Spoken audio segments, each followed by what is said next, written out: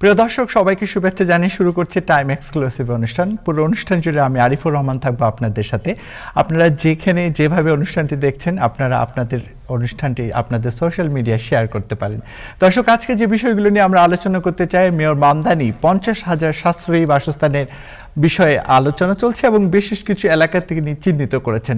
যুক্তরাষ্ট্রের ব্যবসায়ীদের উদ্বেগের একটি খবর এসেছে এবং যুক্তরাষ্ট্রের ব্যবসায়ীরা বলছেন যে এই যে শুল্ক নীতির কারণে যে পণ্যের দাম বাড়বে এবং সরবরাহ খাতে বড় ধরনের উদ্বেগ দেখা দিবে।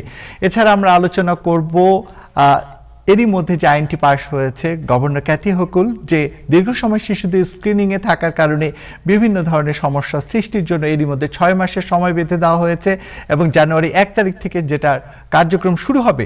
তো দীর্ঘ সময় মোবাইল স্ক্রিনের কারণে যে সমস্যাগুলো হয় সেগুলো নিয়েও আমরা একজন চিকিৎসকের সাথে কথা বলবো। আর আমাদের সাথে আছেন আজকে আমাদের অনুষ্ঠানে থাকবেন জনাব হাসান ফেরদৌস, অ্যাটর্নি মোহাম্মদ আজিজ, এছাড়া থাকবেন ওয়ালিউল আলম এবং বরাবর নিউজ আপডেট জানাচ্ছেন জনাব নাজমুল হাসান। ধন্যবাদ আরিফ এবং ধন্যবাদ টাইম টেলিভিশনের সকল দর্শক, শ্রোতা এবং প্যানেলিস্ট, সবাইকে সালাম এবং শুভেচ্ছা। আশা করি আপনারা সবাই ভালো আছেন। আজ বৃহস্পতিবার, জুলাই মাসের 30 তারিখ। ট্রাম্প প্রশাসনের একজন সিনিয়র কর্মকর্তা আজ নিউ ইয়র্ক পোস্টকে বলেছেন যে প্রেসিডেন্ট ট্রাম্প শান্তি আলোচনার বিষয়টি বিবেচনা করতে প্রস্তুত রয়েছেন, তবে তিনি শর্ত দিয়েছেন যে ইরানকে যুদ্ধবিরতিতে সম্মত হতে হবে আগে, এবং এর ফলে পরবর্তী পদক্ষেপ গ্রহণের বিষয়টি এখন পুরোপুরি তেহরানের উপরই নির্ভর করছে। সেটি যুক্তরাষ্ট্রের সেই ট্রাম্প প্রশাসনের সিনিয়র কর্মকর্তার ভাষ্য অনুযায়ী কোন চুক্তিতে পৌঁছানোর ক্ষেত্রে বড় ধরনের জটিলতার মুখে মূলে রয়েছে ইরান ও তার অভ্যন্তরীণ রাজনীতি, এমনটি মনে করেন যুক্তরাষ্ট্রের ট্রাম্প প্রশাসন। সেখানে আয়াতুল্লাহ ইসলামিক রেভলিউশনারি গার্ড কোর এবং যাদেরকে IRGC বলা হয়, এর সাথে বেসামরিক নেতাদের একটি সংঘাত চলছে বলে যুক্তরাষ্ট্রের ট্রাম্প প্রশাসনের কাছে এই ধরনের তথ্য রয়েছে। বেসামরিক নেতৃত্বের দিক থেকে প্রেসিডেন্ট মাসুদ পাজেশকিয়ান ও পররাষ্ট্রমন্ত্রী আব্বাস আরকাসি কূটনৈতিক উপায়ে শান্তি চুক্তির প্রচেষ্টা চালিয়ে যাচ্ছেন ঠিকই, কিন্তু মাঝে মাঝে রেভলিউশনারি গার্ডরা সেই প্রচেষ্টায় বাধা হয়ে দাঁড়াচ্ছেন, এমনটি মনে করছেন ট্রাম্প প্রশাসন। কিন্তু IRGC বারবারই নিজের খেয়াল খুশি মতো কাজ করছে, সামরিক হামলা চালিয়েছে এবং হরমুজ প্রণালীর উপর নিজেদের নিয়ন্ত্রণ বজায় রাখার বিষয়ে আরো অনড় অবস্থান নিয়েছে বলে যুক্তরাষ্ট্রের ট্রাম্প প্রশাসন মনে করছেন। যুক্তরাষ্ট্রের মিনেসোটা স্টেটের পানি সরবরাহ ব্যবস্থা সাইবার হামলার পেছনে ইরান থাকতে পারে বলে জানিয়েছে যুক্তরাষ্ট্র। তদন্তকারীরা সতর্ক করে বলেছেন যে এই মূল্যায়নটি ছিল প্রাথমিক, যদিও তবে পানীয় জলের কোনো উৎস অনিরাপদ হয়ে পড়েছে এমন কোনো ইঙ্গিত অবশ্য তারা পাওয়া যায়নি অন্য কোনো সূত্র থেকে। তদন্তকারীরা সতর্ক করে বলেছেন যদিও যে এই মূল্যায়নটি ছিল প্রাথমিক একটি মূল্যায়ন, পানীয় জলের কোনো উৎস অনিরাপদ হয়ে পড়েছে এটা ইঙ্গিত তারা পাচ্ছে না এখনো পর্যন্ত। তবে তারা সতর্ক করেছেন যে দুই দেশের মধ্যে, ইরান এবং যুক্তরাষ্ট্রের মধ্যে উত্তেজনা বৃদ্ধির লক্ষ্যে হ্যাকাররা ইরান ভিত্তিক কোনো পক্ষের ছদ্মবেশ ধারণের চেষ্টা করতেও পারে, এবং যদিও সাবেক গোয়েন্দা কর্মকর্তারা বলছেন যে এমনটি ঘটার সম্ভাবনা খুবই কম। আসন্ন যুক্তরাষ্ট্রের মধ্যবর্তী নির্বাচনে রিপাবলিকানদের সহায়তায় অন্তত $100 মিলিয়ন ব্যয়ের পরিকল্পনা করছেন বিশ্বের সবচেয়ে ধনী ব্যক্তি ইলন মাস্ক। প্রেসিডেন্ট ট্রাম্প ও রিপাবলিকান পার্টির সাথে বড় ধরনের বিরোধের 1 বছর পর জানা গেল যে ইলন মাস্ক নভেম্বরে প্রেসিডেন্ট ট্রাম্পের জন্য খুবই গুরুত্বপূর্ণ এই মধ্যবর্তী নির্বাচনে রিপাবলিকানদের সহায়তা করার লক্ষ্যে অন্তত 8টি স্টেটে অর্থ ব্যয়ের পরিকল্পনা করছেন প্রাথমিকভাবে। যুক্তরাষ্ট্রের এক নাগরিক, খুব গুরুত্বপূর্ণ, যারা যুক্তরাষ্ট্রের নাগরিক আছেন তারা একটু মনোযোগ দিয়ে শুনবেন। যুক্তরাষ্ট্রের এক নাগরিক তার ফোনের ডেটা মুছে ফেলেছিলেন প্লেন থেকে নামার সময়। এখন তাকে গুরুতর অপরাধ ফেলনি অভিযোগে অভিযুক্ত করেছে ডিপার্টমেন্ট অফ হোমল্যান্ড সিকিউরিটি। যুক্তরাষ্ট্রে ফেরার পথে কাস্টমস তল্লাশির সময় এক ব্যক্তি কর্মকর্তাদের এমন একটি পাসকোড দিয়েছিলেন যার ফলে তার স্মার্টফোনের সব ডেটা মুছে গিয়েছিল। এই কারণে ফেডারেল কৌশলী অর্থাৎ ফেডারেল আইনজীবীরা তার বিরুদ্ধে কাজে বাধা সৃষ্টির অভিযোগ তুলেছেন, এবং আটলান্টার ফেডারেল কৌশলীর একজন যুক্তরাষ্ট্রের নাগরিকের বিরুদ্ধে বিচার কাজে বাধা সৃষ্টি, অবস্ট্রাকশন অফ জাস্টিস যেটাকে বলা হয়, সেই অভিযোগ এনেছেন আনুষ্ঠানিকভাবে। ওই ব্যক্তি কাস্টমস কর্মকর্তাদের এমন একটি পাসকোড দিয়েছিলেন যা ডুরেস পাসকোড, অর্থাৎ চাপের মুখে বা জোরপূর্বক পরিস্থিতিতে ব্যবহারকারী কোড হিসাবে পরিচিত, এবং সেটি ব্যবহারের ফলে এমন একটি সফটওয়্যার সক্রিয় ওঠে যে তার ফোনের সমস্ত তথ্য মুছে ফেলে। নভেম্বর মাসে প্রকাশিত গ্র্যান্ড জুরির অভিযোগপত্র অনুযায়ী গত বছরের 24শে জানুয়ারি যুক্তরাষ্ট্রে ফেরার সময় আটলান্টার বাসিন্দা স্যামুয়েল টনিককে, যিনি যুক্তরাষ্ট্রের নাগরিক, আটলান্টার হার্টসফিল্ড জ্যাকসন আটলান্টা আন্তর্জাতিক বিমানবন্দরে জিজ্ঞাসাবাদের জন্য থামানো হয়েছিল। তাকে দেশে যুক্তরাষ্ট্রে প্রবেশের অনুমতি দেওয়ার আগে কর্তৃপক্ষ তার ফোনটি জব্দ করে। গত সপ্তাহে আটলান্টার ফেডারেল আদালতে এই মামলার শুনানি অনুষ্ঠিত হয়েছে। নির্দিষ্ট কোনো কোড প্রবেশ করলে ডিভাইসের তথ্য মুছে ফেলার জন্য তৈরি বিশেষ কোনো প্রোগ্রামের মাধ্যমে প্রমাণাদি ধ্বংস করার অভিযোগে ফেডারেল কর্তৃপক্ষের কোনো ব্যক্তির বিরুদ্ধে মামলা করার ঘটনা যুক্তরাষ্ট্রের মধ্যে এটি অন্যতম। এদিকে অবৈধ পথে 50 থেকে 65 লাখ টাকা ব্যয় করে এসেছিলেন যুক্তরাষ্ট্রে, কিন্তু ঢাকায় ফেরত গেলেন 23 বাংলাদেশি। যুক্তরাষ্ট্রে অনিয়মিত ইমিগ্রেশনের বিরুদ্ধে চলমান অভিযানের অংশ হিসাবে আরো 23 জন বাংলাদেশিকে বাংলাদেশে ফেরত পাঠিয়েছে যুক্তরাষ্ট্রের ডিপার্টমেন্ট অফ হোমল্যান্ড সিকিউরিটি। আজ ঢাকা সময় বৃহস্পতিবার সকাল 11টায় বিশেষ ফ্লাইটে তারা হযরত শাহজালাল আন্তর্জাতিক বিমানবন্দরে অবতরণ করেন। বিমানবন্দরে পৌঁছানোর পর ঢাকা শাহজালাল আন্তর্জাতিক বিমানবন্দরের প্রবাসী কল্যাণ ডেস্ক ও এভিয়েশন সিকিউরিটি এর সহায়তায় BRAC migration programme, BRAC computer BRAC কোম্পানির মাইগ্রেশন প্রোগ্রাম ফেরত আসা ব্যক্তিদের তাৎক্ষণিক সহায়তা, প্রয়োজনীয় পরামর্শ এবং নিজ নিজ গন্তব্যে পৌঁছানোর জন্য পরিবহন সহায়তা প্রদান করেছে। ব্র্যাক মাইগ্রেশন প্রোগ্রামের তথ্য অনুযায়ী ফেরত আসা 23 জনের মধ্যে 13 জন ছিলেন নোয়াখালীর বাসিন্দা এবং 3 জন সিলেটের এবং কক্সবাজার, ব্রাহ্মণবাড়িয়া, মুন্সিগঞ্জ, কুমিল্লা, লক্ষ্মীপুর, ঢাকা ও অন্যান্য জেলার বাসিন্দারাও রয়েছেন। এদিকে একই নির্যাতনের গল্প ডজন ডজন অ্যাসাইলাম আবেদনের সাথে দায়ে ভারতীয় বংশোদ্ভূত যুক্তরাষ্ট্রের একজন ইমিগ্রেশন আইনজীবীকে $4.7 লাখ জরিমানা করেছে হোমল্যান্ড সিকিউরিটি। যুক্তরাষ্ট্রের হোমল্যান্ড সিকিউরিটি দপ্তর এবং ইমিগ্রেশন অ্যান্ড কাস্টম এনফোর্সমেন্ট ক্লায়েন্টদের অ্যাসাইলাম বা আশ্রয় প্রার্থনার আবেদনে জালিয়াতির অভিযোগে সুরজ রাজ সিং নামের এই ইমিগ্রেশন আইনজীবীর বিরুদ্ধে শাস্তিমূলক ব্যবস্থা গ্রহণ করা হয়েছে। তার বিরুদ্ধে যে অভিযোগ তা হচ্ছে তিনি বহু ক্লায়েন্টের, বিশেষ করে যারা ভারতীয় বংশোদ্ভূত, তাদের আবেদনে, রাজনৈতিক আশ্রয়ের আবেদনে নির্যাতনের একই ধরনের গল্প কপি পেস্ট ব্যবহার করেছেন এবং এই প্রতারণার দায়ে তাকে $4,70,584 বিশাল অঙ্কের সিভিল পেনাল্টি বা জরিমানা করার প্রক্রিয়া শুরু হয়েছে। আইস এর জারি করা notice of intent to fine অনুযায়ী যুক্তরাষ্ট্র জুড়ে ইমিগ্রেশন মামলা পরিচালনাকারী এই আইনজীবী সুরজ রাজ সিং 54টি মামলায় মোট 118টি ভুয়া কাগজপত্র তৈরি ও জমা দিয়েছেন ইমিগ্রেশন দপ্তরে। ফেডারেল কর্তৃপক্ষের দাবি হচ্ছে যে সুরজ রাজ সিং বিভিন্ন ক্লায়েন্টের জন্য জমা দেওয়া অ্যাসাইলাম আবেদনগুলোতে প্রায় হুবহু একই ভাষা, একই বিবরণ এবং একই নির্যাতনের গল্প ব্যবহার করেছেন। হোমল্যান্ড সিকিউরিটি দপ্তরের মতে আবেদনকারীদের নিজস্ব বাস্তব পরিস্থিতি তুলে ধরার পরিবর্তে এসব নথির বেশিরভাগই কেবল কপি করে বারবার ব্যবহার করা হয়েছে। এবার ছেলের অপরাধে যুক্তরাষ্ট্রে শাস্তি পেলেন বাবা। জর্জিয়ার অ্যাপালসি হাই স্কুলে 2024 সালের সেপ্টেম্বর মাসে প্রাণঘাতী বন্দুক হামলার ঘটনায় হামলাকারী কিশোরের বাবাকে 15 বছরের কারাদণ্ড দিয়েছে সেখানকার আদালত।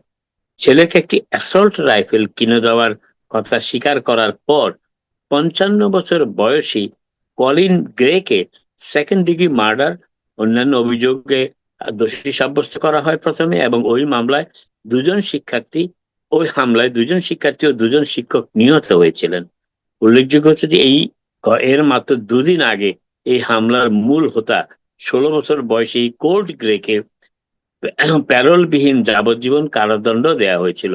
সরকারি কৌঁসুলিরা যুক্তি দেন যে 2024 সালের ওই গোলাগুলির ঘটনার জন্য কলিন গ্রে দায়ী, কারণ তিনি তার ছেলেকে একটি বন্দুক কিনে দিয়েছিলেন এবং কিশোরীটির মানসিক স্বাস্থ্যের অবনতি হওয়া সত্ত্বেও কোনো পদক্ষেপ গ্রহণ করেনি। এই জন্য তাকে শাস্তি পেতে হচ্ছে 15 বছরের জেল।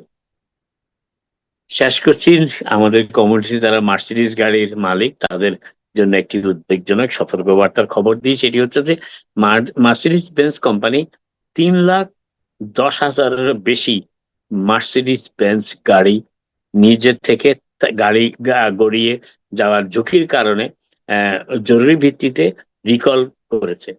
গত 24শে জুলাই শুক্রবার ন্যাশনাল হাইওয়ে ট্রাফিক সেফটি অ্যাডমিনিস্ট্রেশনের কাছে একটি প্রতিবেদন অনুযায়ী মার্সিডিজ বেঞ্জ ইউএসএ 3,10,667টি গাড়ি প্রত্যাহারের ঘোষণা দিয়েছে, অর্থাৎ রিকল করার ঘোষণা দিয়েছে। এই প্রত্যাহার, এই রিকলের আওতায় এসেছে 2019 থেকে 2026 সালের মধ্যে তৈরি মার্সিডিজ বেঞ্জের নির্দিষ্ট কিছু গাড়ি এসইউভি রয়েছে। আপাতত এখানে শেষ করি। আজ আপনাদের সাথে আবার কথা হবে। আপনারা সবাই ভালো থাকুন। আমার আপনার মানে দর্শকদের জন্য যা যা আপনি বলেছেন এর মধ্যে থেকে দুটো বিষয় আরেকটু টেনে নিয়ে যেতে চাই। যেমন ভারতীয় যে লয়ার আপনি বলেছেন যে প্রচুর পরিমাণে ভুয়া তথ্য দেওয়ার কারণে একটা বড় অঙ্কের যে জরিমানাটা হলো, যে তথ্যটি দিয়েছেন এরই মধ্যে আমরা এই সংবাদটি মানে আপনার মাধ্যমেই এসেছে, আমরা বিভিন্ন গণমাধ্যমেও আমরা পেয়েছি যে লয়ার যদি কোনো ভুয়া তথ্য দেয় সেক্ষেত্রে জরিমানা এবং শাস্তিও দেওয়া হবে। তো আমার মনে হয় যে এটা একটা বড় সংবাদ, সেটা যে কোনো ক্ষেত্রে। এই যে আজকে যে তথ্যটি আপনি দিলেন, এই ধরনের জরিমানা এর আগেও আপনার এরই মধ্যে সম্প্রতি কি কোনো ঘটনায় আপনি দেখেছেন? না, আমি শুনেছি কয়েক বছর আগে এই ধরনের ঘটনা ঘটছে, তবে বিশেষ করে এখন এই বিষয়টি আরো অনেক সহজ হয়ে গিয়েছে ইমিগ্রেশন কর্তৃপক্ষের কারণে। কারণ এটি হচ্ছে যে আর্টিফিশিয়াল ইন্টেলিজেন্স সফটওয়্যার। তারা যে সমস্ত আবেদনগুলি করা হয়, এই আবেদনগুলির সিনপসিস এবং এই আর্টিফিশিয়াল ইন্টেলিজেন্সের মাধ্যমে তারা বের করে ফেলতে পারে যে মোট কয়টি কেসের আবেদনের প্রক্রিয়া, গল্প, লেখা এবং গাঁথুনি একই রকম।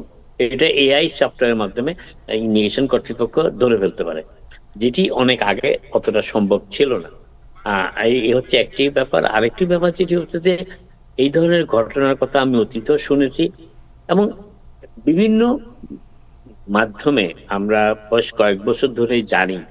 সেটি হচ্ছে যে বেশ কিছু দেশের অ্যাসাইলাম আবেদনের প্রক্রিয়াটি আসলেই ভুয়া, এবং এইটি মূলত আইনজীবী যারা গল্প সাজায় তারা এবং যারা ক্লায়েন্ট, এদের মধ্যে এক ধরনের যোগ সাজসের মাধ্যমে এটি করা হয়। এবং এটি একটি বিগ বিজনেস, এবং এটি যুক্তরাষ্ট্রে যে যারা সত্যিকার অর্থে অ্যাসাইলামের যোগ্য কিংবা অ্যাসাইলাম পাওয়ার মতো পরিস্থিতি তাদের জীবনে এসেছে, তাদের অ্যাসাইলাম পাওয়ার পথটাকে অনেকটা কঠিন করে দিচ্ছে এই ধরনের ভুয়া জিনিসপত্র। এবং এতে যে সমস্ত অ্যাডজুডিকেট অফিসার আছেন যারা এই বিষয়গুলো বিবেচনা করেন ইমিগ্রেশন কর্তৃপক্ষের হয়ে, তারা সবাইকে সন্দেহ করতে শুরু করেন। এবং এইটি হচ্ছে এই অ্যাসাইলাম প্রক্রিয়া, যেটাকে আমরা বলে থাকি অ্যাবিউস। এবং সেই অ্যাবিউসের কারণে ট্রাম্প প্রশাসন এই অ্যাসাইলাম প্রক্রিয়ার ব্যাপারে এতটাই অনীহা যে তারা দিন কয়েক আগে আপনি শুনেছেন, আমরা বলেছি অনুষ্ঠানে, যে তারা অ্যাসাইলাম অ্যাপ্লিকেশনের, যেটা অ্যাফার্মেটিভ অ্যাসাইলাম অ্যাপ্লিকেশন, অর্থাৎ যুক্তরাষ্ট্রে প্রবেশ করার পর একটি নির্দিষ্ট সময়ের মধ্যে তারা আবেদন করেন, যেগুলোকে অ্যাফার্মেটিভ অ্যাসাইলাম অ্যাপ্লিকেশন বলা হয় সাধারণত। সেই অ্যাসাইলাম অ্যাপ্লিকেশন গুলো এখন আর ইমিগ্রেশন কর্তৃপক্ষ ইন্টারভিউ করবেন না, তারা সরাসরি বিচারকের কাছে পাঠিয়ে দিবেন। এবং ট্রাম্প প্রশাসন এমন সব নতুন বিচারপতিদের সেই ইমিগ্রেশন কোর্টগুলিতে নিয়োগ দিয়েছেন যারা কোনোভাবেই সহানুভূতিশীল বিবেচনা করেন না অ্যাসাইলাম প্রার্থীদের ক্ষেত্রে, যেটা গত কয়েক সপ্তাহ ধরে যুক্তরাষ্ট্রের বিভিন্ন ইমিগ্রেশন অ্যাটর্নিরা তাদের ব্লগে, ফেসবুক, সোশ্যাল মিডিয়া পোস্টে উল্লেখ করছেন। অতএব ডিপোর্টেশন প্রক্রিয়াটি খুব ত্বরান্বিত হয়ে যাচ্ছে এই আবেদনকারীদের জন্য, এবং এতে ইমিগ্রেশন কর্তৃপক্ষ একটি অস্ত্র পেয়ে গেল এই এই আইনজীবীর কর্মকাণ্ডের কারণে। কারণ যতটুকু আমি এখন মনে করতে পারছি, যেটা আমি বলেছি তাকে, প্রায় 65টি অ্যাসাইলাম আবেদনের কেসের গল্প একই রকম। ধন্যবাদ আপনাকে নাজমুল ভাই। আমি তাহলে তো খুব সহজভাবে আমরা এই কথাটা বলতে পারি যে যে কোনো অ্যাটর্নি বা আমরা তো খুব বাংলাদেশিদের একটা বড় অংশ অ্যাজাইলেম করেছে, আপনি নিজেও জানেন, এবং বিভিন্ন অ্যাসাইলাম আবেদন করছে, আবেদন অ্যাসাইলামের করেছে। আবেদন করছে। তো যদি কেউ একই তথ্য যদি কপি পেস্ট করে কোনো অ্যাটর্নি, আমাদের কমিউনিটির অনেকেই বলছে যে বাংলাদেশ থেকে ডকুমেন্টেশন এনেছে, যদি কপি পেস্ট করে তো খুব সহজভাবে এআই তো ধরে ফেলবে এবং বড় ধরনের সমস্যার মধ্যে তো তারা পড়ে যাবে, অ্যাটর্নিও সমস্যায় পড়ে যাবে, এবং যারা কপি এনেছে দেখা গেছে বাংলাদেশে কোনো এজেন্টের কাছ থেকে তারা ঘুরে ফিরে কপি করে নিয়ে এসেছে, যদি এরকম করে থাকে তাহলে তো বড় সমস্যায় পড়বে। আপনি কি মনে করেন? অবশ্যই। ধন্যবাদ আপনাকে, ধন্যবাদ নাজমুল ভাই, আমাদের অনেক গুরুত্বপূর্ণ আপডেট দিয়েছেন। জনাব হাসান ফেরদৌস ভাই, আপনাকে ধন্যবাদ। ওয়ালিউল আলম ভাই, আপনিও জয়েন করেছেন, ধন্যবাদ। হাসান ফেরদৌস ভাই, আপনার কাছে একটু যেতে চাই, মধ্যবর্তী নির্বাচন আসলে কোন পথে, মানে আসলে কি মধ্যবর্তী নির্বাচন নিয়ে অনেক রকম প্রশ্ন আমরা দেখছি, এ বিষয়ে কি বলবেন? ধন্যবাদ আরিফ, সবাইকে শুভেচ্ছা। উদ্বিগ্ন হবার কারণ আছে, খুব স্পেসিফিক কারণ আছে উদ্বিগ্ন হবার। আপনাদের মনে থাকতে পারে 10 দিন আগে প্রেসিডেন্ট ট্রাম্প জাতির উদ্দেশ্যে ভাষণ দিয়েছিলেন। এই ভাষণের মূল বক্তব্য কি ছিল? যে মার্কিন যুক্তরাষ্ট্রের নির্বাচনী ব্যবস্থা ত্রুটিপূর্ণ। দাবি করছিলেন যে তার 2020 সালের নির্বাচনে তিনি জিতেছেন, কিন্তু নির্বাচনটা চুরি হয়ে গেছে, রিগড হয়েছে, এবং এই একই কাণ্ড আগামীতে হবে বলে তিনি জোর যুক্তি দেখিয়েছেন। হঠাৎ তিনি এই কথা কেন বলছেন? তিনি দেশের প্রেসিডেন্ট, নির্বাচনী ব্যবস্থার তার উপর নিয়ন্ত্রণ তার রয়েছে, তার আইন বিভাগ তার নিয়ন্ত্রণে, অধিকাংশ আদালতেই তার নিয়োগকৃত বিচারকরা রয়েছে। উনি এই কথা কেন বলছেন? মূল কারণ, উনি আমাদের মনে সন্দেহ ঢোকাতে চান। আমরা কি জানি যে এই মুহূর্তে ডোনাল্ড ট্রাম্প সাহেবের অ্যাপ্রুভাল, তার সমর্থন মাত্র 33%। তার মানে দেশের প্রায় 70% মানুষ তাকে সমর্থন করে না বা তাকে অ্যাপ্রুভ করছে না। এবং এই অবস্থায় যদি নির্বাচন এখনই ঘটে এবং কোনো নাটকীয় পরিবর্তন না হয়, তাহলে মধ্যবর্তী নির্বাচনে অলমোস্ট ডেফিনেটলি ডেমোক্র্যাটরা বড় রকমের জয় পাবে। বলা হচ্ছে একটা ব্লু ওয়েভ আসছে, একটা বড় রকমের ধাক্কা আসছে রিপাবলিকানদের উপরে, যার ফলে তারা হাউস এবং সিনেট দুটোই হারাতে পারেন। সিনেট যদি নাও হারান, অলমোস্ট ডেফিনেটলি তারা হাউস হারাবেন। হাউস হারালে ভয়টা কি? ট্রাম্প সাহেব নিজেই বলেছেন, যদি আমি হাউস হারাই, হাউস মানে প্রতিনিধি পরিষদ, আমাদের সবাই জানি আমরা আমাদের 2 টিয়ার সিস্টেম, লোয়ার হাউস প্রতিনিধি পরিষদ, আপার হাউস সিনেট, যদি হাউস আমি হারাই, ট্রাম্প সাহেব বলছেন, তাহলে ডেফিনেটলি ডেমোক্রেট আমার বিরুদ্ধে ইমপিচ করবে, আমাকে অভিশংসিত করবে। এই ভয় তার ছিল, আগেও দুবার তিনি হয়েছেন, থার্ড টাইম তিনি হবেন ইতিহাসে একমাত্র তিনি প্রেসিডেন্ট যার ভাগ্যে 3বারের মতো ইমপিচ হওয়ার সুযোগ ঘটবে। ফলে তিনি এখন থেকেই চেষ্টা করছেন কিভাবে এই নির্বাচনটাকে হয় বানচাল করা যায় বা তার পক্ষে নিয়ে আসা যায়। তো তার পক্ষে নিয়ে আসার উপায়টা কি? তিনি ইতিমধ্যে যেটা করেছেন এবং বেশ সফল হয়েছে, তা হচ্ছে যে এটাকে বলে রিডিস্ট্রিক্টিং। আমাদের যেই নির্বাচনী ম্যাপ আছে, নর্মালি ম্যাপটা কাটা হয়, ম্যাপ নতুন করে বানানো হয় এভরি 10 ইয়ার্স, জনসংখ্যা গণনার সঙ্গে সঙ্গতি রেখে এই ম্যাপটা কাটা হয়। কিন্তু আমরা এবার মধ্য সময়ে, মানে 5 বছর নাগাদ, ট্রাম্প সাহেবের নির্দেশে অনেক প্রায় 6-7টি রিপাবলিকান নিয়ন্ত্রিত রাজ্যে এই ম্যাপ নতুন করে কাটা হয়েছে, যাতে করে সেই ম্যাপটা রিপাবলিকানদের ফেভার করে। ডেমোক্রেটরা করেছে ইন রেসপন্স, তার ট্রাম্প সাহেবের এই কথার ভিত্তিতে ডেমোক্রেটরা দেখেছি আমরা ক্যালিফোর্নিয়ায় এই করেছে, ভার্জিনিয়া করার চেষ্টা করেছে, মেরিল্যান্ডে করার চেষ্টা হচ্ছে, দুপক্ষে করার চেষ্টা করছে। কিন্তু ট্রাম্প সাহেবের কারণে অন্তপক্ষে 10টি সিট অতিরিক্ত এই মুহূর্তে রিপাবলিকানদের পক্ষে যাচ্ছে বলে ভাবা হচ্ছে। অ্যাটলিস্ট সেই ভাবনা মাথায় রেখেই নতুন করে ম্যাপটা কাটা হয়েছিল। কিন্তু এটা এনাফ না এই কারণে যে দুই দলের যে ব্যবধান, আজকে সর্বশেষ জাতীয় জনমত জরিপ দেখতে পাচ্ছি প্রায় 8 পয়েন্টে ডেমোক্রেটরা এগিয়ে আছে।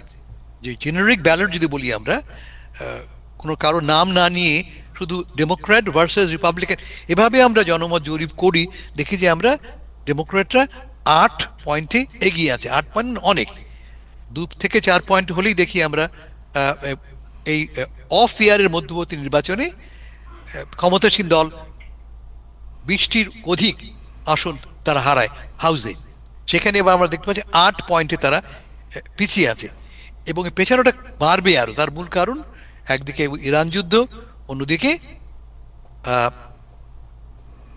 দ্রব্যমূল্যের ঊর্ধ্বগতি। এই দুই কারণে প্লাস ট্রাম্প সাহেবের মানসিক সুস্থতা নিয়ে নানা প্রশ্ন লোকের মনে জাগছে। ফলে ধরে নিতে পারি আমরা যে নির্বাচন যদি হয় বর্তমান ধারা অব্যাহত থাকে জনমতের, তাহলে নির্বাচন ডোনাল্ড ট্রাম্প সাহেবের দল হারবেন। তাকে ঠেকাতেই নানা রকম ভাবনা চিন্তার মাথায় এখন আসছে। তার একটা হচ্ছে নির্বাচনের আগে ইমার্জেন্সি ঘোষণা করা। আমি বানিয়ে বলছি না। স্টিভ ব্যানন ট্রাম্প সাহেবের একান্ত অনুগত একজন পরামর্শদাতা, তার যে পডকাস্ট, সেই পডকাস্টে প্রস্তাব জানিয়েছেন তিনি যে অগাস্ট মাসের কোনো এক সময় ট্রাম্প ইমার্জেন্সি ঘোষণা করতে পারে। এবং কথা একদম মিথ্যে নয়, তার প্রমাণও পাচ্ছি আমরা। এনপিআর, ন্যাশনাল পাবলিক রেডিও, একটা ড্রাফট ইমার্জেন্সি ঘোষণাও সার্কুলেট করেছে। কি যুক্তি, কেন ইমার্জেন্সি ঘোষণা করা হচ্ছে? বলা হচ্ছে যে এত বিপুল পরিমাণ নকল ভোটার তালিকায় লোক ঢুকে পড়েছে যে এই নির্বাচন কোনোভাবেই শুদ্ধ হবে না। আমি আবার বলি, আর্গুমেন্টটা কি? ভোটার তালিকায় অনেক নন সিটিজেন্স ঢুকে পড়েছে যারা এলিজিবল না ভোট দেওয়ার জন্য, তাদের কারণে এই ভোট, এবারে ভোটটা শুদ্ধ হবে না। এই যুক্তিতে ইমার্জেন্সি ঘোষণা করা হতে পারে বলে এনপিআর জানাচ্ছে। আর স্টিভ ব্যানন জানাচ্ছেন যে একই আর্গুমেন্ট, মার্কিন গণতন্ত্রের স্বার্থে প্রেসিডেন্ট ট্রাম্প অগাস্ট মাসে কোনো এক সময় ইমার্জেন্সি ঘোষণা করতে পারেন। যুদ্ধটা একটা বড় ফ্যাক্টর, যুদ্ধটাও বলতে পারি আমরা অব্যাহত যুদ্ধ ইমার্জেন্সি ঘোষণার একটা উপযুক্ত কারণ তাদের চোখে। মিনওয়াইল ট্রাম্প সাহেব আমরা দেখেছি 10 দিন আগে সুপ্রিম কোর্টকে অনুরোধ করেছেন মেইল ইন ব্যালট হয় নিষিদ্ধ করা বা রেস্ট্রিক্ট করার আবেদন জানিয়ে একটি পিটিশন পাঠিয়েছেন। কারণটা কি? তিনি এর আগে একটা এক্সিকিউটিভ অর্ডার দিয়েছিলেন যে মেইল ইন ব্যালট চলবে না, এবং তিনি এও বলেছিলেন যে আমাদের পোস্ট অফিস, যার কাজ হচ্ছে মেইলগুলিকে ডিস্ট্রিবিউট করা, তারা এই কাজটা করবে না। পোস্ট অফিস ফেডারেল গভর্নমেন্টের নিয়ন্ত্রণের ফলে এর উপরে তার নিয়ন্ত্রণ রয়েছে। তিনি এই নির্বাহী আদেশ দিয়ে মেইল ইন ব্যালটটা রেস্ট্রিক্ট করার চেষ্টা করছিলেন। তার এই বক্তব্যের পরিপ্রেক্ষিতে 23টি ডেমোক্র্যাট নিয়ন্ত্রিত রাজ্যের গভর্নররা এবং তাদের সঙ্গে তাদের অ্যাটর্নি জেনারেলরা যৌথভাবে একটা প্রতিবাদ পাল্টা মামলা করেছে, যে মামলা পৌঁছে গেছে সুপ্রিম কোর্ট পর্যন্ত। লক্ষ্য হচ্ছে যে এই কথা বলা যে প্রেসিডেন্টের কোনো অধিকার নেই নির্বাচনের ব্যাপারে নাক গলানো। কারণটা কি? কারণ হচ্ছে মার্কিন শাসনতন্ত্র অনুসারে এটা ফেডারেল গভর্নমেন্ট নিয়ন্ত্রণ করে না, করে লোকাল গভর্নমেন্ট। মানে যার যার রাজ্যে সেই গভর্নর বা সেই রাজ্য সরকার নির্বাচনের বিষয়টি তদারকি করে বা পরিচালনা করে। সেখানে ওয়াশিংটনে বসে হোয়াইট হাউস থেকে প্রেসিডেন্ট ট্রাম্প চাইছেন নির্বাচনটাকে ফেডারালাইজ করবার জন্যে, কেন্দ্রীয় সরকার নিয়ন্ত্রণে আনবার জন্যে। এটা বলছেন যে 23 জন বললাম গভর্নর ট্রাম্প সাহেবের এই নির্বাহী আদেশের বিরুদ্ধে বলছেন যে এটা ফেডারালাইজ করা যাবে না, এটা শাসনতন্ত্রের পরিপন্থী। এই সমস্ত কারণে উদ্বেগটা ক্রমান্বয়ে বাড়ছে যে ট্রাম্প যদি নির্বাচন তিনি ধরা যাক তিনি হেরে গেলেন, সুপ্রিম কোর্ট বলল যে না ট্রাম্প সাহেব তুমি এটা করতে পারো না, সেক্ষেত্রে ট্রাম্প কি করবেন? ভয়টা এই কারণেই, সে কারণেই স্টিভ ব্যাননের বক্তব্যটি আমাদের মাথায় আসছে। ট্রাম্প সাহেব আমরা দেখেছি কি 2021 সালে তিনি কি করেছিলেন?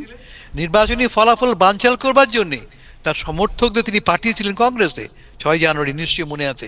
তার মানে তিনি আবারও কাজ করবেন না তারও কিন্তু কোনো নিশ্চয়তা নেই। সে কারণেই ভয়টা আমাদের ক্রমান্বয়ে বাড়ছে। ধন্যবাদ আপনাকে। আমরা আরিফ ভাই আমাদেরকে একটু, হ্যাঁ, আমরা একটু নিউ জার্সিতে আমাদের মাহবুব রশিদ ভাই আছেন, সেখানে নর্থ আমেরিকা 4 দিন ব্যাপী Bangladesh medical association of north আমেরিকার 4 দিনব্যাপী সম্মেলন চলছে। মাহবুব রশিদ, আপনি কি সেখানকার পরিস্থিতি সম্পর্কে বলবেন আমাদের দর্শকদেরকে? আমি এখানে সেক্রেটারি ডক্টর রহমান সাহেব আছেন, ওনার কাছে বলবো আজকের প্রোগ্রাম, কালচারাল প্রোগ্রাম সহ আগামী দিনের পরিকল্পনা এবং উপস্থিতি এ ব্যাপারে উনি বলবেন। আসসালামু আলাইকুম, আমি ডক্টর মাসুদ রহমান। আসসালামু আলাইকুম, আমি ডক্টর মাসুদ রহমান। টিভিএম এর প্রোগ্রাম শুরু হয়ে গেছে। আমরা টিভিএম এর প্রোগ্রাম ফ্যামিলি আছে, এত আমরা অভূতপূর্ব অডিওতে আমাদের এক্সিকিউটিভ যে কথাবার্তা শেষ হয়ে গেল, এখন চলছে আমাদের কালচার সজল ভাইয়ের কালচার শো। আর মাহবুব রশিদ, আপনার কিন্তু অডিওতে কোনো সাউন্ড পাচ্ছে না। এটাতে বল। ঠিক আছে, কালকে প্রোগ্রাম সবাই জানেন যে উইল হ্যাভ সিএমই এন্ড তারপরে আমাদের ক্রুজ 404 ঘন্টার জন্য will go into Antarctic expedition. আমাদের ওখানে প্রায় 300 জন মানুষ যাবে। So will go on cruise. After the cruise will still have some shows like আমাদের একটা মুভি থাকবে half an hour, Oscar for movie, যখন আমাদের স্পেশাল এসেছেন will see that. And the final day is the Saturday, and with a whole day program along with Gala night show. I mean, actually, what the Chachina, and Sunday will be a picnic. So it's a fun-filled, every day, full of actions going on. And when the ladies' actions, you will be saying in time. Can I hand it over? I hand it over to the secretary, cultural secretary, who is running the show now. সবাইকে ধন্যবাদ। আমি কাজী রহমান সজল। আপনাদের কাছে আমি cultural secretary হিসাবে আসতে পেরে আমি খুব মাহবুব রশিদ, আপনি কি দর্শক ওখানে যারা আছে চিকিৎসকরা তাদেরকেও কি দেখাবে? আমরা এই চিকিৎসক সমাজ এত ব্যস্ততার ভিতরেও যে আমরা সংস্কৃতি, সাহিত্য এবং কবিতা সহ সাহিত্যের বিভিন্ন অঙ্গনে যে আমরা পদচারণা করতে পারি, এটা আমাদের মানসিক প্রশান্তি। এত ব্যস্ততার ভিতরে আপনারা সবাই এসেছেন, আমরা এসেছি। এটা একটা ফ্যামিলি নাইট। আমাদের মধ্য থেকে সবাই তাদের মেধা প্রকাশ করছে আমাদের মধ্য থেকে। তো আগামী 3 দিন আমাদের প্রোগ্রাম খুব কম্প্যাক্ট, আমি বিস্তারিত থাকবো না, কিন্তু আপনারা যে যেখানেই আছেন দেশে বিদেশে, আমাদের যেখানেই আছেন দেশে বিদেশে আমাদের এই প্রোগ্রাম দেখছেন, আপনাদের অনেক ধন্যবাদ। আমরা প্রচন্ড গর্বিত যে আমরা চিকিৎসক সমাজ এবং আমাদের অর্ধাঙ্গিনী অথবা আমাদের স্পাউস, আমরা সবাই মিলে, বাচ্চারা সবাই মিলে যে আমরা একটা অনুষ্ঠান করতে পারি এত দূর দেশে, সেটার জন্য আমরা গর্বিত। এবং আপনাদের সহযোগিতা এবং সহমর্মিতার জন্য আমার পক্ষ থেকে অসংখ্য ধন্যবাদ। ভালো থাকুন, সুন্দর থাকুন।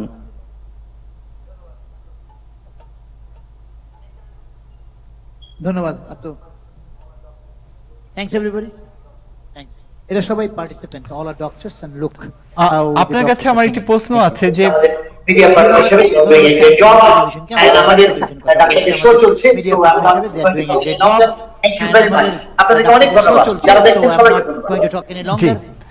মাহবুব রশিদ, আপনাকে অসংখ্য ধন্যবাদ। আমরা একই রকম ভাবে এখন যেতে চাই আবারও হাসান ফেরদৌস ভাই, আপনার কাছে যেতে চাই। হাসান ফেরদৌস ভাই, আপনার কাছে আমরা দেখেছি যে যুক্তরাষ্ট্রের উদ্বেগের বিষয়টি আমাদের সংবাদে এসেছে বিভিন্ন গণমাধ্যমে, সে বিষয় নিয়ে একটু কথা বলবো। তার আগে একটু ওয়ালিউল ভালোর কাছে যেতে চাই। ওয়ালিউল ভাই, আপনি একটি সংবাদে আমরা দেখেছি, কয়েকটি গণমাধ্যমে এসেছে যে 50,000 সাশ্রয়ী বাড়ি পরিকল্পনার মামদানি। তবে প্রশ্ন করছে বিশ্লেষকরা যে এত বাড়ির জন্য খালি জায়গা কি আসলে নিউ ইয়র্ক সিটিতে আছে কিনা?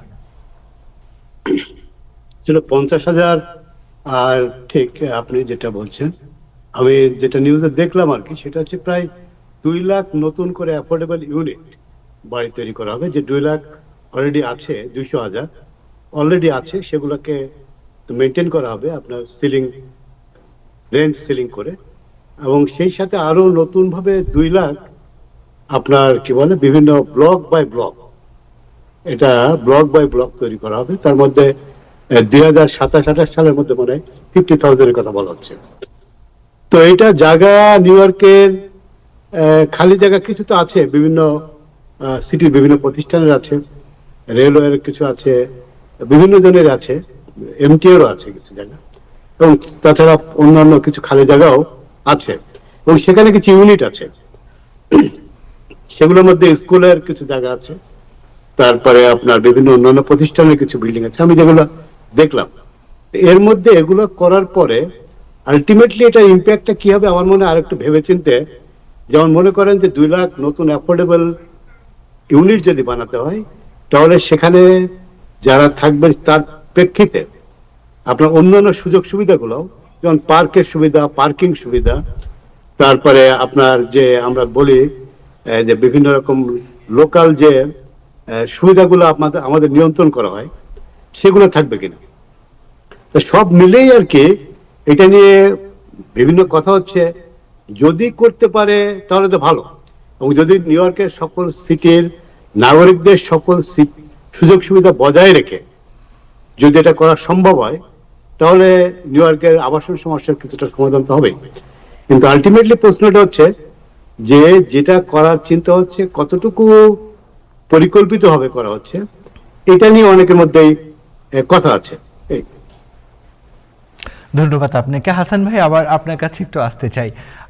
আপনি কিছুক্ষণ আগে যে বিশ্লেষণগুলো আমরা শুনলাম, সেখানে ব্যবসায়ীদের একটা অপশন ছিল, একটা পার্টে ছিল। আমরা অনেক গণমাধ্যমে লক্ষ্য করলাম যে ব্যবসায়ীরা এই শুল্ক আরোপে তীব্র রকম উদ্বেগ প্রকাশ করেছে। তো এই উদ্বেগটা মানে সামনের দিনগুলোতে আসলে কোন পর্যায়ে যাবে? কারণ আমরা তো ভালো খবর দেখছি না। উদ্বেগ কি অবস্থায় থাকতে পারে এবং এটাতে কমিউনিটি কতটুকু এফেক্ট হতে পারে?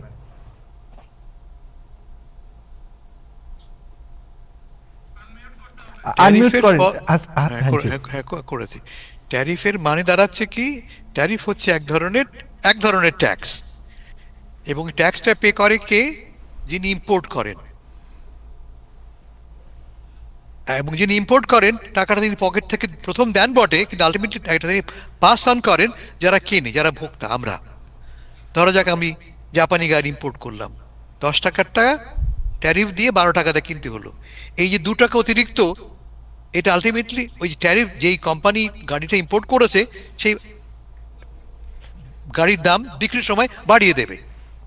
আপনারা হয়তো দেখেছেন, ওয়ালমার্টে গেলে দেখবেন, ওয়ালমার্টে জিনিসের দামের সঙ্গে যুক্ত করা আছে ট্যারিফ সংক্রান্ত অতিরিক্ত মূল্য। 10 টাকা জিনিসের দাম 12 টাকা হয়েছে কেন? ট্যারিফ 2 টাকা দিয়েছি বলে আমি। ফলে ট্যারিফের ফলে আমরা সাধারণ ভোক্তারা ক্ষতিগ্রস্ত হচ্ছি। ট্রাম্প সাহেবের আর্গুমেন্ট হচ্ছে যে এর ফলে আমেরিকা খুব লাভবান হচ্ছে। হ্যাঁ, এক অর্থে লাভবান, এই অর্থে যে এর ফলে বিদেশিরা যেহেতু দামটা বেড়ে গেছে, ফলে এক্সপোর্টটা তাদের সীমিত হবে। এটাকে বলে শুল্ক নিয়ন্ত্রণ, যেমন প্রোটেকশনিজম। আমাদের দেশে আমরা দেখি, বাংলাদেশে মনে করা যাক বা ভারতে মনে করা যাক, ন্যাশনাল জাতীয় ইন্ডাস্ট্রিকে প্রোটেক্ট করবার জন্য অনেক সময় এই ট্যারিফ ওয়াল তৈরি করা হয়। আমেরিকাও একই রকম পদ্ধতি গ্রহণ করছে রিইন্ডাস্ট্রিয়ালাইজ করবার জন্য। আমাদের তো কোনো ইন্ডাস্ট্রিয়াল বেস নেই, আমাদের তো কোনো ম্যানুফ্যাকচারিং নেই।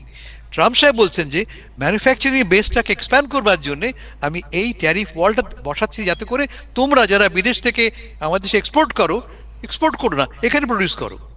তুমি টয়োটা কোম্পানি হও বা তুমি কিয়া কোম্পানি হও, আমেরিকা এসে উৎপাদন করো। খুব ভালো কথা, কিন্তু এটা করতে হলে আগামী 10, 15, 20 বছরের ব্যাপার এটা। মিনওয়াইল আমাদের তো বসবাস করতে হবে, জীবন ধারণ করতে হবে। ফলে আমাদেরকে এই অতিরিক্ত বোঝাটা বহন করতেই হবে। এখন আমরা কথা বলছি কোন কনটেক্সটে? মধ্যবর্তী নির্বাচনের কনটেক্সটে। বাকি আছে 95 দিন। এই 95 দিনে তো আর কেউ বিদেশ থেকে সেখানে ইন্ডাস্ট্রি বানাবে না, নতুন চাকরি আসবে না, জিনিসপত্রের দাম কমবে না। ফলে এর প্রতিক্রিয়া কিন্তু আগামী নির্বাচনে পড়বেই। দ্রব্যমূল্য বাড়ছে, তেলের দাম বাড়ছে, তার ফলে আমরা ভোক্তারা ক্রুদ্ধ হচ্ছি, অসন্তুষ্ট হচ্ছি। কাকে দোষারোপ করছি? অফকোর্স প্রেসিডেন্ট ডোনাল্ড ট্রাম্পকে। ধন্যবাদ আপনাকে। এবার হাসান ভাই এবং ওয়ালি আলম ভাই, আপনাদের দৃষ্টি আকর্ষণ করতে চাচ্ছি বাংলাদেশের রাজনীতিতে কিছুটা পর্যবেক্ষণ তো আপনাদের আছে এবং সবকিছু সংবাদের আমরা লক্ষ্য করছি এনসিপির বিভিন্ন জায়গায় বাধার মুখোমুখি হচ্ছে এবং তারা সরাসরি সরকারকে দোষারোপ করছে। তো রাজনীতির মাঠে এই মারপ্যাচ সরাসরি সরকারকে দোষারোপ করা আমরা জানি যে কোনো একটা বাধার মুখোমুখি হলে সরকারকে দোষারোপ করার একটা রীতি বা নীতি আমরা লক্ষ্য করছি। কিন্তু এই যে এখন যে পরিস্থিতিগুলো দেখছি, জামাত এবং এনসিপি যেভাবে দোষারোপ করছে, রাজপথে আন্দোলনের এক ধরনের ঘোষণাও দিয়েছে জামাত। তো আপনার কাছে সার্বিকভাবে আপনাদের কাছে কি মনে হচ্ছে পরিস্থিতি কোন দিকে যাবে?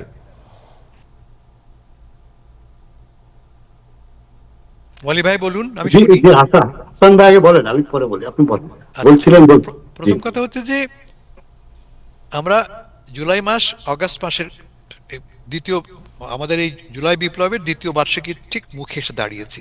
রাইট। সেই মুহূর্তে আমরা দেখতে পাচ্ছি যে এনসিপি এবং জামাত, যারা আসলে জোটবদ্ধ, তারা জুলাই আন্দোলনের সনদ বাস্তবায়নের জন্য সরকারকে চাপ দিচ্ছে। সরকার মুখে বলছে হ্যাঁ আমার কমিটমেন্ট আছে, কিন্তু বাস্তবায়নের কোনো লক্ষণ দেখতে পাচ্ছি না আমরা। তারই পরিপ্রেক্ষিতে আমরা দেখলাম সিলেটে এনসিপির এই পদযাত্রা, এবং সেই পদযাত্রায় স্থানীয় বিএনপি সমর্থকদের, ছাত্র দলের সমর্থকদের হামলা। এনসিপি অভিযোগ করছে যে পুলিশ তাকিয়ে থেকে দেখছে, আমাদেরকে হেল্প করছে না। ঠিক আছে, যেভাবে হাসিনা আমলে স্বৈরাচারী সময় যে ঘটনা ঘটতো তাই ঘটছে, অভিযোগটা এটা এসছে।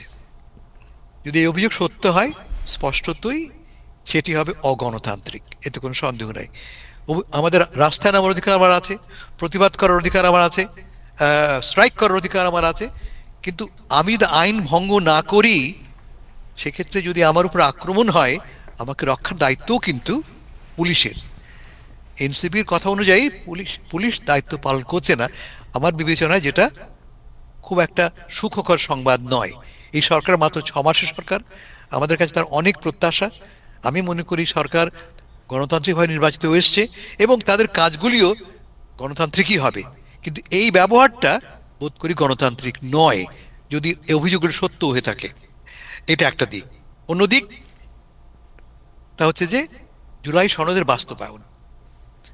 মুখে যাই বলুক না কেন, এই সরকার এই সনদ বাস্তবায়নের ব্যাপারে কমিটেড তা কিন্তু মনে হচ্ছে না, এবং তা যদি হয় সেটা হবে জুলাইয়ের বিপ্লবের প্রতি এক ধরনের প্রতারণা, বিশ্বাসঘাতকতা। আমার ভয় হচ্ছে যে রাজনৈতিকভাবে ক্ষমতা দখল করে ক্ষমতায় আসবার পরে বিএনপি মনে করছে যে এই সনদ বাস্তবায়নের কোনো আর প্রয়োজনীয়তা নাই, আমরা ক্ষমতা চলে এসছে আগে 5 বছরের জন্যে, ফলে এই সনদ আমাদেরকে বাস্তবায়ন করতেই হবে, এমন কোনো প্রয়োজন নেই। অন্যদিকে জামাত, যে কিনা এই জুলাই আন্দোলনটাকে এবং এই সনদটাকে পুরোপুরি ওন করছে, তারা চাপ দিচ্ছে এই সনদটা বাস্তবায়িত হোক। Very interesting. মানে যে আন্দোলনটা করা হলো স্বৈরাচারের বিরুদ্ধে, দেখতে পাচ্ছি আমরা যে তাকে পুরোপুরি ওন করছে, পুরোপুরি কিনে নিচ্ছে কে? জামাত।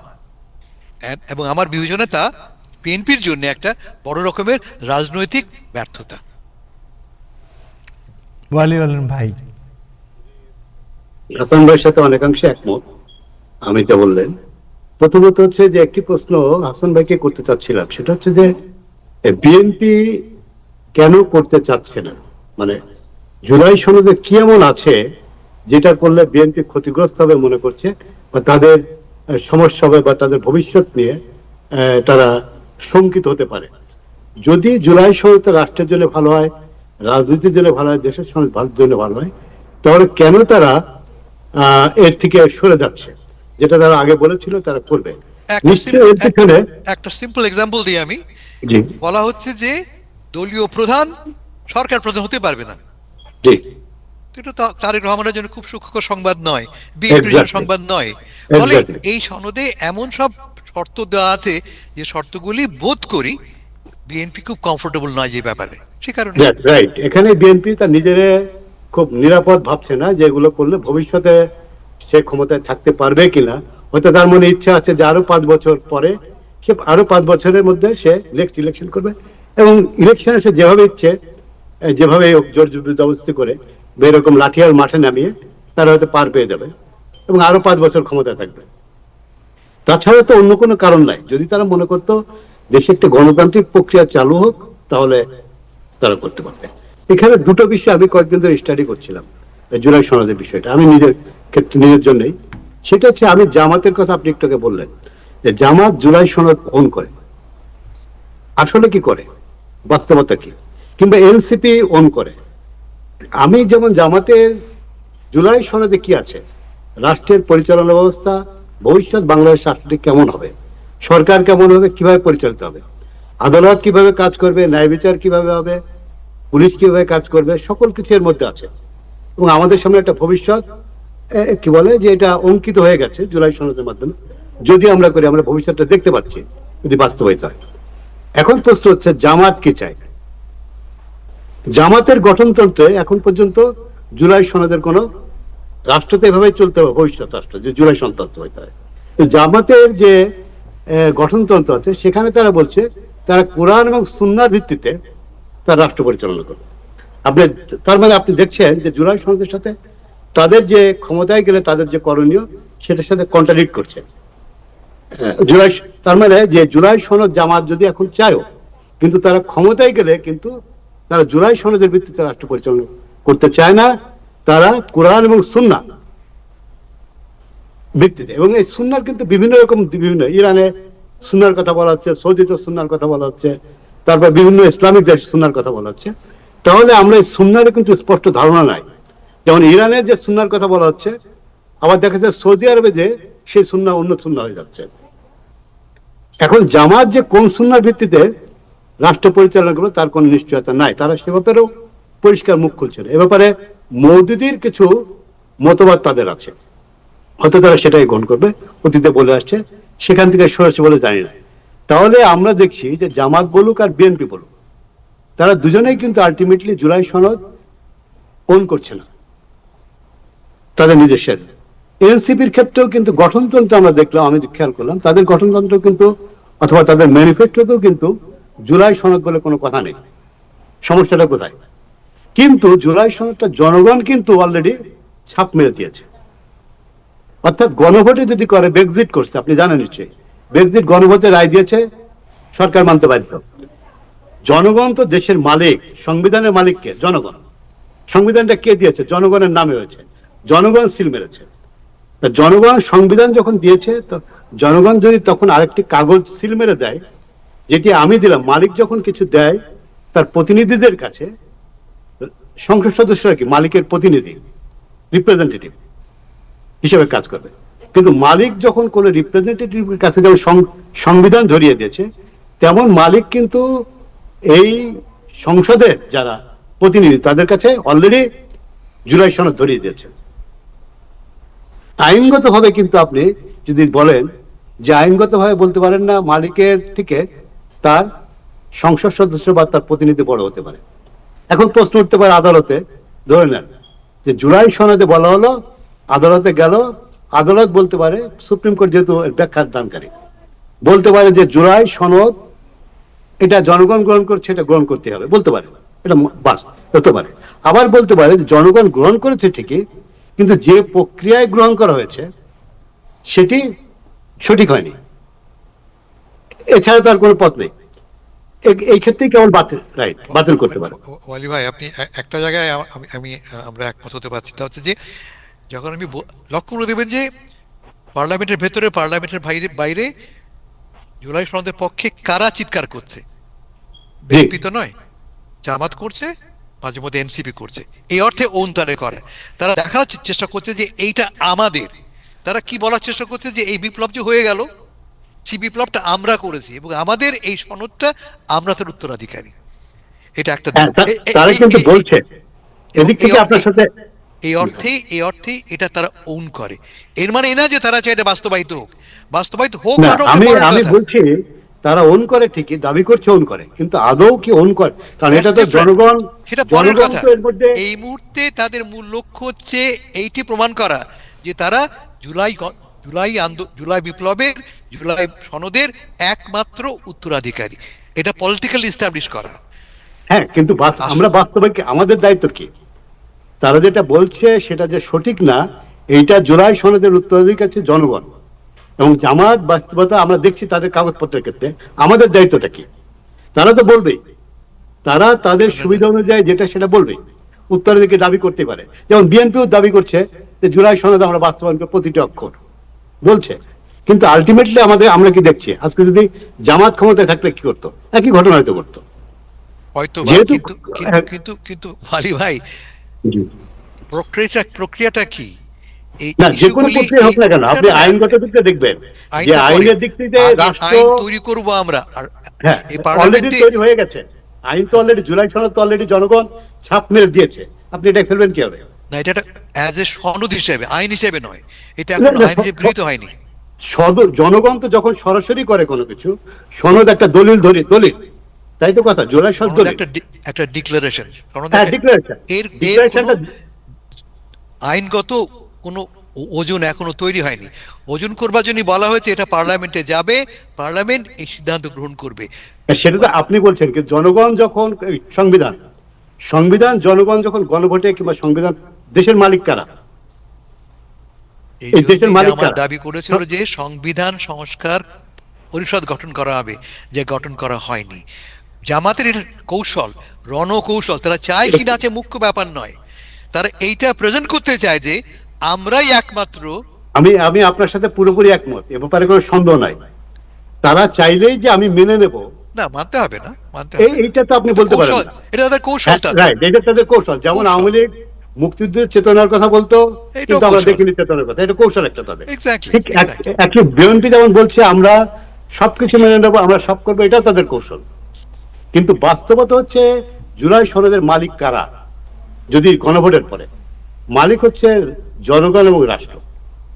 এটা আমি পরিষ্কারভাবে, Sure, মানে absolutely. আমার দৃষ্টিতে Absolutely, আমি right. বলতে চাই, এইটা জুলাই সনদ আপনি যাই বলেন না কেন, বলা আছে ওখানে 180 দিনের মধ্যে যদি বাস্তবায়িত না হয়, জনগণ ছাপ মেরে দিয়েছে, তাহলে অটোমেটিক আইন হয়ে যাবে। মানো এখন তারপরে সুপ্রিম কোর্টকে রায় দিতে হবে যে না, এটা হয়নি। মালিক তো অলরেডি জনগণ 180 দিন বলেই দেওয়া হয়েছে, এবং 180 দিনের মধ্যে না হলে এটা হয়ে যাবে, এমনি অটোমেটিক কার্যকর হবে। এখন জামাত চাচ্ছে কি? যে আমি আবারও বলছি যে জামাত এটারে গ্রহণ করার দাবি করছে, কারণ জানে যে এটা জনগণ গ্রহণ করেছে। সুতরাং জামাত জনগণের কাছে যাওয়ার জন্য তার একটা ইমেজ তৈরি করতে হচ্ছে এটার মাধ্যমে। এটা হচ্ছে তার কৌশল। কিন্তু বাস্তবতা হচ্ছে জামাত কিন্তু কখনোই জুলাই সনদের তাদের দলিল অনুযায়ী, তাদের দলের দলিল অনুযায়ী এটা ওন করে না। এটা আমি আপনার যেটা আইনগতভাবে বলছি, করবে না। রাইট, তারা ক্ষমতায় গেলে কখনোই এই জুলাই সনদের কথাগুলি অক্ষরে অক্ষরে পালন করবে না। পালন এতে কোনো করবে সন্দেহ না। নাই, এতে কোনো সন্দেহ নাই। এক্স্যাক্টলি, আমি তাই কথা। সেই জন্য আমরা বলতে চাচ্ছি যে জুলাই সনদ আমাদের জনগণের, মানে আমাদের দায়িত্ব হচ্ছে, আমি সবারই বলতে চাই, আপনাকেও বলতে চাই, যে আমাদের দায়িত্ব হচ্ছে এটাকে এগিয়ে নিয়ে যাওয়া। কারণ এটা ইতিমধ্যে আমার রাষ্ট্রের একটা প্রতিচ্ছবি আমার মধ্যে এঁকে দিয়েছে, কেমন রাষ্ট্র হবে বাংলাদেশ। এখন জামাত বলছে যে এটা করতে, কিন্তু আমরা জামাতের সে অধিকারটা দেবো কেন? আমরা জনগণ এটা গ্রহণ করেছে, জনগণের পক্ষ থেকে আমরা বলতে চাই যেটা রাষ্ট্র মালিক। এটুকু আমার কথা। Good, agreed, completely agreed. ধন্যবাদ আপনাদের দুইজনকেই। একটা চমৎকার মানে আলোচনার ম্যাচিউরিটি, খুবই ডেপথ ছিল, এবং আমার মনে হয় দর্শকরা ভীষণভাবে সেটাকে উপভোগ করেছে এই বিষয়টিকে। এবার একটু যেতে চাই আমাদের সাথে ডাক্তার শাকিলা শিমু এবং অ্যাটর্নি মোহাম্মদ আজিজ, আপনারা দুজনই যুক্ত হয়েছেন। অ্যাটর্নি মোহাম্মদ আজিজ, প্রথমে আপনার কাছে আসবো যে আমরা এরই মধ্যে নিউ ইয়র্ক সিটিতে আইসের যে অভিযান, সেগুলো আমাদের অনেক জার্নালিস্টও দেখেছে, জ্যাকসন হাইটসে গাড়ির মধ্যে থেকে তারা মনিটর করছে, এবং আমরা বিভিন্নভাবে যে তথ্যগুলো পাচ্ছি সেই তথ্যগুলোর উপর বেস করে বাংলাদেশি কমিউনিটিকে সতর্ক থাকার আহ্বান করছি। আমি আপনাকে যেটা বলতে চাই যে আমরা এরই মধ্যে যেটা জেনেছি, নিউ ইয়র্ক সিটির লং আইল্যান্ড সহ বিভিন্ন জায়গায় আইসের অপারেশনের ব্যাপারে গণমাধ্যমেও কিন্তু সংবাদগুলো এসেছে। তো আপনার কাছে কোনো তথ্য আছে কিনা, আবার বাংলাদেশি কমিউনিটির জন্য সতর্ক থাকার জন্য আপনার কোনো মেসেজ আছে কিনা? ধন্যবাদ আপনাকে এবং আপনার এই সুন্দর প্রশ্নের জন্য। আমিও অনেকক্ষণ ধরে খুবই প্রাণবন্ত একটা আলোচনা উপভোগ করতেছিলাম। ধন্যবাদ আলোচক দুজনকেই। আমি বাংলাদেশি কমিউনিটির উদ্দেশ্যে যেটা বলতে চাই এখন, এখন আসলে আমি এক কথায় যেটা বলবো সেটা হলো যে কি ইমিগ্রেন্টদের জন্য একটা খারাপ সময়, একই সাথে এটা বলাও বাহুল্য হবে না, এটা এই দেশের জন্য একটা খারাপ সময়। রিসেন্ট যেটা ডেভেলপমেন্ট আমি আপনাদের মানে একটা ইনফরমেশন শেয়ার করতে চাই, সেটা হলো আইস এখন বিভিন্ন পদ্ধতিতে লোকদেরকে ট্রেস করতেছে এবং বিভিন্নভাবে তাদেরকে তাদেরকে ধরপাকড় করতেছে। এর মধ্যে একটা বিষয় হলো যেমন যেমন এদেশে এসে অনেকের কিন্তু বিভিন্ন ধরনের অ্যাপ্লিকেশন অনেকের পেন্ডিং আছে। যেমন মনে করেন মানে একজন ইউএস সিটিজেন, ওনার বাপ মা এদেশে আসলো, ওনার বাপ মায়ের জন্য কিন্তু এখানেই সাথে সাথে কিন্তু উনি ইমিগ্রেশনের অ্যাপ্লিকেশন করতে পারেন, ওনার গ্রিন কার্ডের আবেদন করতে পারেন। অথবা কোনো একজন স্টুডেন্ট বিষয়ে আসলো অথবা বা ভিজিট বিষয়ে আসলো, এসে এখানে যে কোনো ধরনের প্রফেশনাল অনেকগুলি ক্যাটাগরি আছে, সে ধরনের ক্যাটাগরিতে তারা তারা অ্যাপ্লিকেশন করতে পারে গ্রিন কার্ডের জন্য।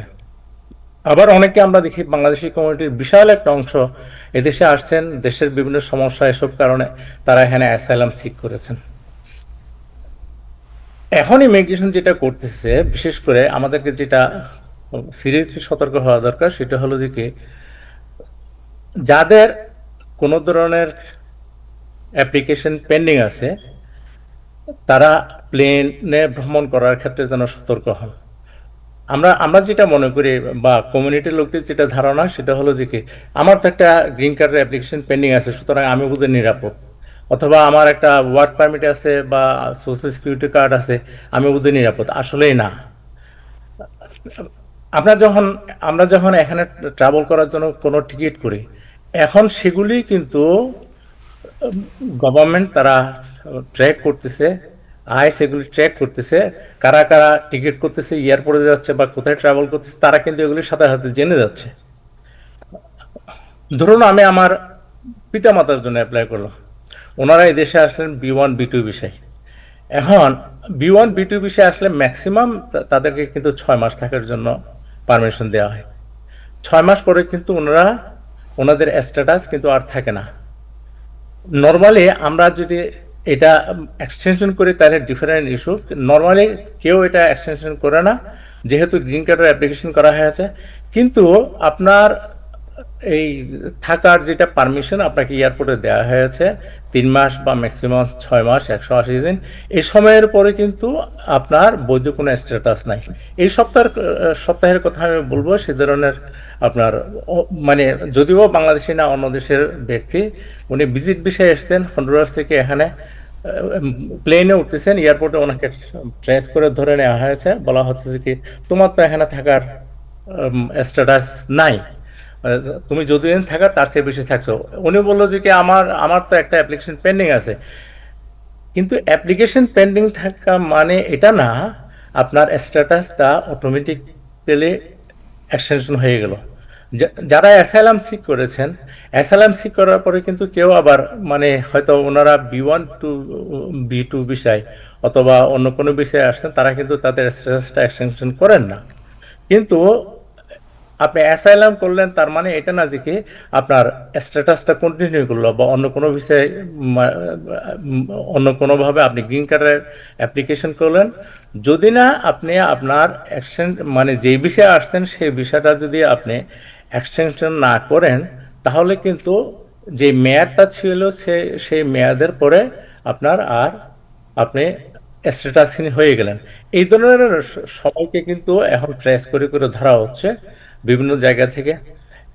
এরপরে আরেকটা খুবই খারাপ বিষয় সেটা হলো যে কি এদেশে কিন্তু যাদেরকে অ্যাসাইলাম দেওয়া হয় নাই, অনেককে আইনের পরিভাষাটা হলো যে এ ধরনের তাদেরকে উইথহোল্ডিং দেওয়া হয়েছে।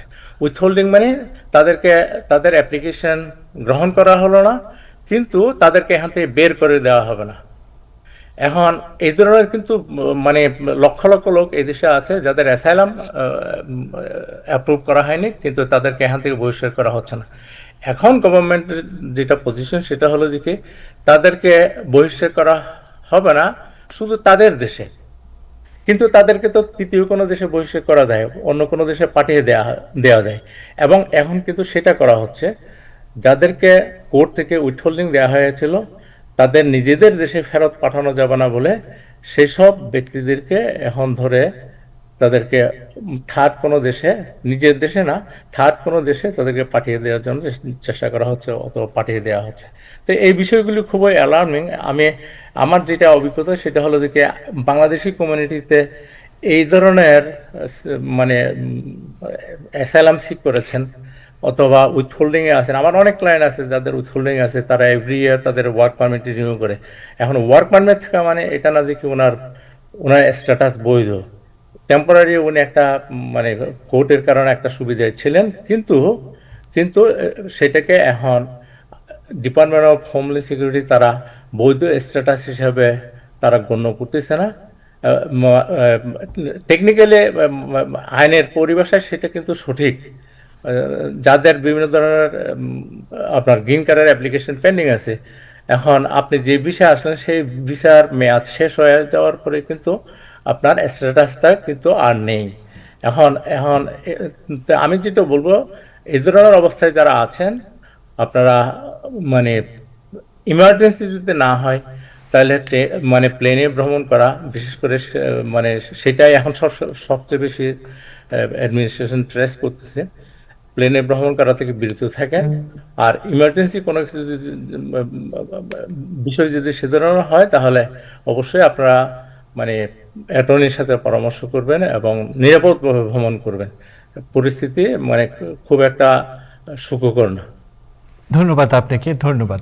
আমরা একটু অনুষ্ঠানের শেষ দিকে চলে এসেছি। ডাক্তার শাকিল আশিমুখ, খুব সংক্ষিপ্তভাবে আপনার কাছে যে প্রশ্নটি রাখতে চাই, আমরা এরই মধ্যে দেখেছি গভর্নর ক্যাথি হকুল একটি নতুন বিধিমালা করেছে, যে বিধিমালাটা চলতি সপ্তাহে আমরা দেখতে পাবো। অর্থাৎ যে বিধিমালাটি করেছে খুব স্বাভাবিকভাবে 18 বছরের নিচে যে শিশুরা রয়েছে, দীর্ঘক্ষণ মোবাইলে যে স্ক্রিনিং করা, অর্থাৎ সোশ্যাল মিডিয়ার সাথে যে কানেক্টেড হওয়া, স্ন্যাপচ্যাট, ফেসবুক কিংবা আমরা YouTube, what ever it is, এগুলো কড়াকড়ি রেস্ট্রিকশনে চলে যাচ্ছে। তো আসলে সত্যিকার অর্থে শিশুদের কি ধরনের মানসিক ক্ষতি হয় দীর্ঘক্ষণ স্ক্রিনিং করলে, যদি আপনি একটু মেডিকেল সায়েন্স দৃষ্টিকোণ থেকে দর্শকদেরকে বলতেন। Thank you. এটা যুগোপযোগী একটা টপিক। আসলে এখনকার সময়ে বাচ্চারা কিন্তু একদম ছোট বয়স থেকে 6 মাস 1 বছর বয়স থেকে মায়েরা ওই সোশ্যাল মিডিয়ায় বিভিন্ন পোস্ট দেখিয়ে কিংবা কার্টুন দেখিয়ে, গান দেখিয়ে, ওগুলা দিয়ে দেখে খাওয়াচ্ছে। ও তাদের এটা হ্যাবিট হয়ে যাচ্ছে, একটা নেশার মতো। তো এক হচ্ছে, আমি যদি বলি বেশি ছোট শিশুরা 5, 6, 7 বছরের বাচ্চারা, তাদের কিন্তু মেন্টাল মানে ডেভেলপমেন্ট, এমনি ফিজিক্যাল ডেভেলপমেন্টে কিন্তু ইম্প্যাক্ট পড়ছে। এখন আমরা তাকালে দেখি যে অনেক বাচ্চা কিন্তু চশমা পরে অনেক আর্লি এজে, এবং তাদের যে বাইরে বাইরে যাওয়ার অভ্যাসটা কমে যাওয়ার কারণে তাদের ফিজিক্যাল স্ট্যামিনা কিন্তু অনেক কম। তো ওভারঅল এটা 18 বছর আগে সোশ্যাল মিডিয়া একদম খুব স্ট্রিক্টলি ইনহিবিট করা, এটা আমার মনে হয় খুব একটা বাস্তবসম্মত উপায় নাই। যেহেতু এখন একটা বাচ্চা যদি 10 বছর বয়সে 18 বছরের একটা আইডি কার্ড দিয়ে বা কিছু দিয়ে ইউজ করে, বা এইজ আমরা দেখি অনেক ওয়েবসাইটে আমরা যখন ঢুকি, আমরা বয়সটাকে জিজ্ঞেস করা হয়, are you 18 or not, yes or no. তো আমি ইয়েস দিতে পারি, আমি নো দিতে পারি, তাই না? তো একটা মানুষ ইয়েস দিয়ে সে 18+ কন্টেন্ট দেখতে পারে। তো ব্যাপারটা আসলে অ্যালার্মিং, কারণ সোশ্যাল মিডিয়া কেন্দ্রিক ক্রাইম গুলোও কিন্তু অনেক হচ্ছে। আসলে বাবা মাদের সাথে ওদের যখন বন্ডিংটা ভালো হবে, ওদের একদম ছোটবেলা থেকে আপব্রিঙ্গিং এর সময় তাদেরকে স্ক্রিন টাইমটা বুঝে শুনে দেয়া হবে, সেক্ষেত্রে আমার মনে হয় তাদের পড়াশোনা বা সব দিকে তাদের পারফরমেন্স গুলো ইমপ্রুভ করতে পারে। আসলে একদম ছোট করে আরেকটি প্রশ্নের উত্তর চাইবো আপনার কাছে, যে শিশুদের আসলে আমরা যদি 7 থেকে 8 ঘন্টা ঘুমের সময় ধরি, এবং এখন তো সামার চলছে, খুব স্বাভাবিকভাবে শিশুরা ভয়ঙ্কর রকমভাবে আমার মনে হয় বাবা মাদের ডিস্টার্ব করছে, বা তাদের হাতে আইপ্যাডও নেই, মোবাইলও নেই, বা ওভারঅল খেলাধুলার ব্যাপারেও দেখা গেছে যে তাদের সময় কাটছে না। তো মিনিমাম মোবাইল যদি তারা হাতে রাখে, মিনিমাম কতটুকু সময় হাতে রাখলে তাদের মনস্তাত্ত্বিক বা কোনো ধরনের ক্ষতি হবে না? যদি আমরা পেডিয়াট্রিক্স একাডেমির কথা বলি, আমেরিকান, ওরা হচ্ছে রিকমেন্ড করে 18 মাস বয়সের আগে কোনো রকম স্ক্রিনই দেয়া যাবে না। ওকে, 18 মাস বয়সে বাচ্চারা তো স্কুলে যায় না। তার পরের ধাপে যে 3 বছর, 4 বছর, 5 বছরের বাচ্চা, তারা কিন্তু বেশ ভালো পরিমাণেই আইপ্যাড বা ফোন বা টেলিভিশনে আসক্ত থাকে। তো তাদের ক্ষেত্রে আমাদের উচিত হচ্ছে একদমই খুব লিমিটেড শুধুমাত্র এডুকেশনাল কন্টেন্টটাই দেখানো, এবং খুব বেশি মানে স্পিডি কন্টেন্ট যেগুলাতে কালার খুব বেশি, মানে এগুলাতে কিন্তু বাচ্চাদের মেন্টাল হেলথ ডেভেলপমেন্টের সমস্যা হয়। ডেভেলপমেন্ট তাদের যাদের অলরেডি এডিএইচডি আছে ওগুলাতে কিন্তু আরো এটা বেড়ে যায়, ফোকাসের সমস্যা হয় স্কুলে গিয়ে। তো ওগুলার জন্য আমার মনে হয় যে 6 বছর বয়সের আগে তো একদম দেয়া উচিতই না, তারপরেও দিলে এডুকেশনাল কন্টেন্ট দেওয়া উচিত। 6 ইয়ার্স এর পরে দিনের একটা রুটিন মেনে নির্দিষ্ট সময়ে তাদেরকে স্ক্রিন টাইম দেওয়া উচিত, এবং স্ট্রিক্টলি ওটা বাবা মা যেন দেখতে পারে যে বাচ্চা আসলে কি দেখছে বা তার তার রুটিনের মধ্যে কি কি চলে আসছে। অনেক সময় বাচ্চারা এমন কার্টুন, এমন জিনিসপত্র দেখে যেটা কিন্তু তার ডেভেলপমেন্টের জন্য ভালো না। অনেক নেগেটিভ জিনিসপত্র থাকে আজকালকার কিডস কন্টেন্টেও থাকে। তো ওটা স্ট্রিক্টলি বাবা মা যদি খেয়াল রাখে, তাদের উপস্থিতিতে বাচ্চা স্ক্রিন দেখে দিনের কিছুটা সময়, সেটা 5-6 বছর বয়সের পর থেকে অ্যাকসেপ্টেবল আসলে। বাট ধন্যবাদ। ঘুম, খাওয়া, গোসল এগুলার কোনো রুটিন নষ্ট করানো যাবে না। ধন্যবাদ আপনাকে আমাদের সাথে যোগদানের জন্য। আপনাকেও ধন্যবাদ। দর্শক, আজ এই পর্যন্তই। আপনারা ভালো থাকুন, সুস্থ থাকুন, টাইম টেলিভিশনের সঙ্গে থাকুন, সবাই নিরাপদে থাকুন। আইসির অপারেশন এখনো নিউ ইয়র্ক সিটিতে চলছে। ধন্যবাদ সবাইকে।